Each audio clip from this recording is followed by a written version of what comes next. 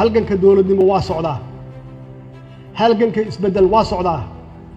annaga ku nimid isbedel dhab ah isbedelkiina waa socdaa waad aragtaan waxyaabaha aan qabanay waad aragtaan horumarka la gaaray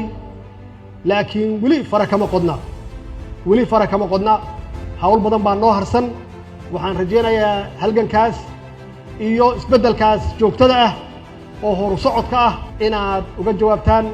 oo aan horumarino mustaqbalka carruurteena aan horumarino wadajirkeena aan xoojinno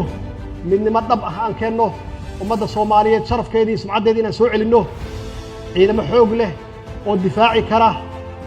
maxaan ku raahdaa ummadda Soomaaliyeed aan helno annagu dhexdeena nabad aan ku wada noolaano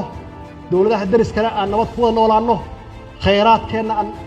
aan u tagno oo aan maxaan ku raahdaa ummadda Soomaaliyeed aan hubo haddii visionkaas iyo aragtidaas dheer aan wada leenahay aan ku soconno dalkan inuu noqon doono dal qani ah loo shaqo yimaado dadkeen dibadaha ku jooga oo dhibaataysan ay ku soo noqon karaan qof walba oo dhalinyaraha uu shaqo ka heli karo carruurteena mustaqbal ay lahaan karaan tacliinta oo muhiim ah iyada naftigeeda aan xoojin doono waxaad ogtihiin hadda aan tilmaamee in aan soo celinay waxbarashadii lacag la'aanta ahayd qorshaheena uu yahay ilaa milyan inaan gaarsiino hadduu ilaahay yiraahdo oo fursaddaas la helo iskuuladii inaan dib u soo celinay oo aan dib u dhiseenno inaan sameeyno isbedelada aan sameeynay ay tahay dhaqaalaha aad ogtihiin isbedelada aan sameeynay ay tahay isbedelada amniga ah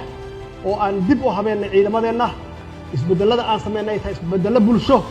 iyo wacyigelin shacabkeenna oo aan isku xirayno shacabka iyo dowladdooda aan isku xirayno insha Allah intaas in ka badanna waa gaaraynaa hadduu eebba yiraahdo haddaan wada jirno oo aan wada shaqeyno oo garbaha isqabsanno iyo gacmaha isqabsanno waana guulaysanaynaa ummadeenna waa guulaysanaysaa dalkeenna waa guulaysanayaa insha Allah